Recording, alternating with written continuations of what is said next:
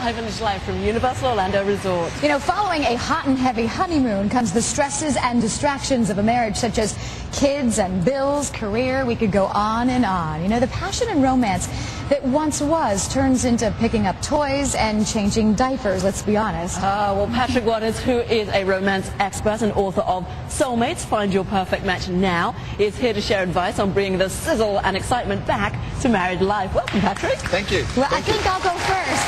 Thank you, Jim. Because I'm married with kids. And, you know, my husband and I, we've been married 9 years. Congratulations. Thank you so much. Thanks. We've only really been alone on a trip one time, and that was because of a work trip, and he came along with me. I'm not doing good, I know that, right? Okay, it's not that you're not doing good. You're doing great because you're obviously very happy. You obviously love your kids, and 9 years is an achievement. Well done.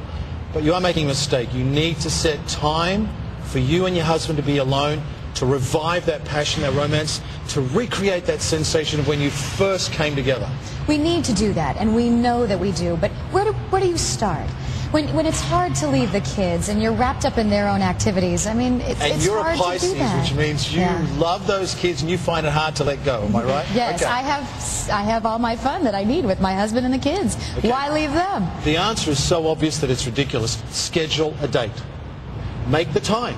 You know, we set times for the dentist, for the doctor, to take the kids to the football, whatever their hobbies are. Make time for yourself. It's very important that you and your husband have time alone. You came together for a reason, and you came together to create a life together. Schedule a date. And we are those couples that we do like to be together. I mean, I also know couples and friends that just seem like they don't like each other enough to be alone, which we do. That's a different story. We do really like to be together, but sometimes it's hard to schedule. Okay, you have to schedule a date. Now, let's say it's Friday night. You block off that time.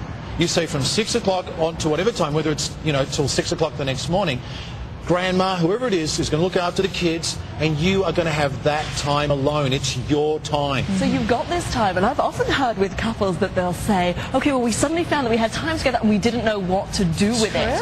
What do you recommend in terms of, because if this is your one date, in Sissy's case, in 9 years... Well, she's going to be having regular dates. You better make sure that it's a good one. Right, it's creating the date. And more of the responsibility should fall on the man, and I'll say why.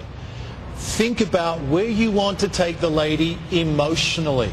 Not where you want to just take her geographically, but first, where do you want to take her emotionally?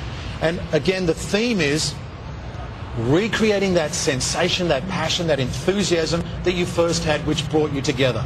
So where does the guy want to take you emotionally? Do that first, so you start setting up the date. You're going to create the date, and that means, depending on what your hobbies are. For example, what's something that would excite you? We love to travel, we love to scuba dive, we love to do, you know, outdoor activities. Okay, so you like to do stuff outdoors. So let's say that you're indoors is fine too. Well, wherever it is for you, but we want to take you. We want to take you away from the house because you're there all the time. Right. So let's take you outdoors, and if you are a person likes to be by, you know, a creek or a waterfall or the ocean. The guy takes you there. It's the whole night. It's yours. And then you can have candles, and you can have wine, and you can have music, and set the mood, create the mood. So when you say taking you where you want to go emotionally, let's say in this case it excites you to be outside. If you're trying to create excitement in your partner, then you choose that. If you're trying to create romance with your partner, rekindle that, maybe you choose something more romantic. Is it that idea of the feeling? And for Sissy, if you said, you know, you also like being inside, well, then maybe it's going to be a property, a hotel over the ocean, so you can spend some time, you know, there overlooking the ocean from the balcony, and then coming down and maybe spending some time under the stars by the water. So that's the emotional experience. You talked about getting those butterflies back and those feelings that you once shared with your partner. What are some tips for you on how to do that? And I think, too, what I'm learning from you is everything that we do, whether it's our jobs or being a good parent or even working around the house, takes work. And so many times people in a relationship, once they're there, they don't feel like they have to work at it. Right. Or they say we shouldn't have to. No, that's a fallacy. I don't know who created that, but it's not true. You must work at it. You must make your relationship a priority, because if you don't, it will become a priority when it becomes the divorce. You've got to make it a priority. Now, to bring that sensation of butterflies, it's what we've been talking about. What is it that excites you? What is it that brings passion inside you, that gives you time to be alone? Where you can look each other in the eyes and you can start talking about the reasons that you really like each other, and start just slowing down time, and that means remove the distractions. A hard one for mothers. It is right? hard. Like Jessel writing into our chat room saying, I bet it's easier to have romance after the kids leave the house when they're grown up. But what about now when they're still in the house and obviously they're a big distraction? You're right, Numwife, and so is she. Of course it's easier once the kids are gone, but you can't jump 20 years of your life, nor do you want to. You must enjoy the journey, every moment of the journey. You're setting aside the time, you're creating the date. Remove the distractions for one night, or 4 hours, or 6 hours. Turn off the cell phone and turn off the mind that says, I hope Julie's eating her food because I know she doesn't always eat her food. Oh, goodness, that's all I know, but you got to do it because... You take the phone right there and what's happening is you're trying to control everything around you. You can't. They're with Ma or Grandpa or whoever. Whether you're there or not, they're going to do what they're going to do. Let it go and devote your time and your energy to the person that's right in front of you. So let's talk about couples now that might need some intervention or some help, that feel that they can't reconnect, that there's just not enough there.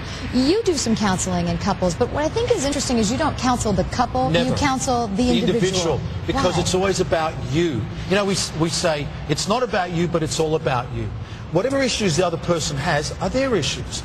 But the way that you respond, the way you react is your stuff. There's a reason you're attracted to your husband, and there's a reason that I'm attracted to whoever I'm attracted to, based on what I believe about myself, my self-esteem, my self-worth, my self-concept. So I always work on the individual. For example, women who have been abused, when they go into an abuse clinic, the really good clinic, the first thing that the person in the clinic will say is, never mention the abuser's name again. We're not going to talk about the other person, we want to talk about you. Why did you allow the abuse to happen? What is it, you know, what are you going to do to take responsibility for yourself? What are we going to do to help you convince yourself and believe that you deserve to be treated better? So if, say, the passion's not there, or you need to ignite things by saying, he doesn't do this, he doesn't do that, you need to look to yourself first? Because you know what it is? I can never change you. And you can't change me. The only control I have is to change myself. And if I start feeling better about myself, it will have an effect on you. That doesn't mean that you're going to become a completely different person, but you'll respond to me differently. If I'm not picking arguments, if you start being critical of me and go, yeah, you're right, you know, I screwed up, I won't do it again, and I just tell you you're right, you can't keep arguing. Sure. You mentioned about people sort of recalling why they fell in love in the first place and that attraction. Good point. What if things have sort of squashed down a little bit in that area? How do you rekindle that seductive quality? Right. This is step number 4. This is the seduction. And again, I say it's the man's responsibility. Do not just rip her clothes off and go for the kill. Build up. Build up to it. Why not? No, I'm kidding. Well, if it's been that long, yeah, then it doesn't matter. Just tear the clothes off. But ultimately, you want to seduce the woman so that she's feeling really hot and heavy too. She says, take me now. That means let her initiate it. You seduce her by getting her excited, but let her initiate it. I love that, because you're making it so that within the couple, you power. find that excitement, as opposed to sometimes people end up looking outside because they don't feel like it's there within their own relationship. In this way, you're using what you have. Let the woman feel that she's got some say in what's happening. It's about giving her power, and it's also about, it's the tease. There has to be the tease. Because if you're spending all your time, like you said, the laundry, running the kids here and there, there's no tease, there's no seduction, there's no romance, there's no mystery. Recreate the mystery through the seduction. Patrick, will you stick around? Yes. There's lots more to talk about. Don't go anywhere. Well, so as you were saying about keeping things special, Nanny B wrote into our chat room to say that she's never had a damper on her marriage because her husband traveled the world a lot for his job, and so she kind of got treated like a girlfriend as opposed to the wife, and so things were kept exciting. CT Bill writing in to say, my wife and I occasionally get a sitter and reserve a room at an inn so that they have that special date night. Well, when we come right back, Patrick will share more tips for creating a romantic night at home. You're watching iVillage Live.